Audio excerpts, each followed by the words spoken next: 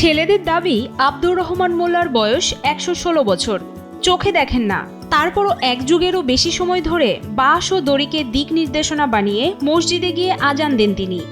বার্ধক্যের ভারে কাপা গলায় কথা বললেও মসজিদের মাইকে দেয়া আজানের ধ্বনিতে বোঝার কোনো উপায় নেই তিনি শতবর্ষী। আল্লাহু আকবার, আল্লাহু আকবার।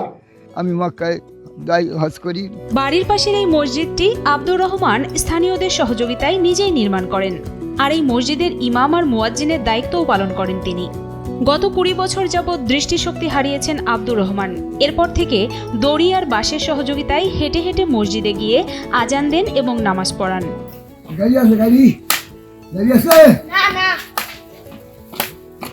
পরিবারের সদস্যরা জানায়, প্রায় ২০ বছর আগে একটি দুর্ঘটনার পর ধীরে ধীরে দুই চোখের দৃষ্টি হারিয়ে ফেলেন আব্দুর রহমান মোল্লা।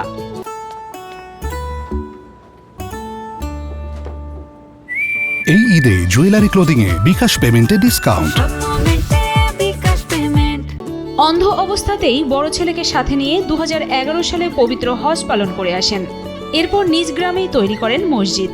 আমার আব্বা আজ ২০-২৫ বছর হলে চোখে কিছু দেখতে পায় না, অন্ধ।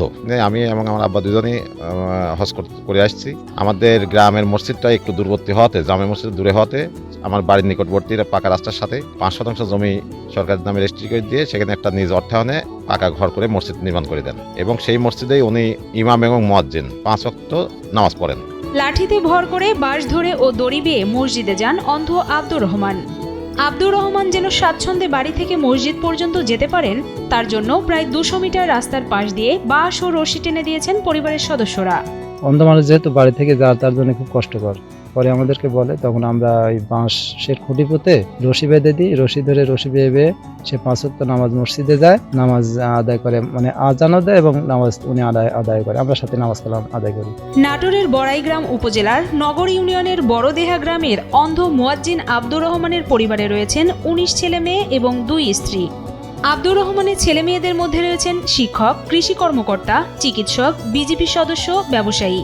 কেউ বা আবার নিজেদের জমি জমা দেখাশোনা করেন। আমি মক্কায় যাই, হজ করি, মদিনা যান, আল্লাহর নবীর মাজার জিয়ারত করে ৪৫ দিন মক্কা মদিনায় থাকে।